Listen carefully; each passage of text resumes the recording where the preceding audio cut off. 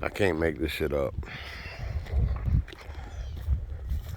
The guy delivering the gravel yesterday, I said, hey man, can you dump me a pile off up at the top of the driveway and then just spread it the rest of the way down the drive? Now, in Georgia, that would have meant I would have showed up to a little pile at the top of the driveway of, 3 or 4 yards, whatever. And Joe Mill would have had it looking all brand new.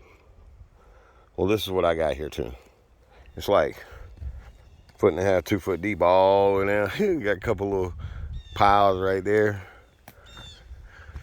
Not real sure, but I don't think he spread it. I guess he spread it.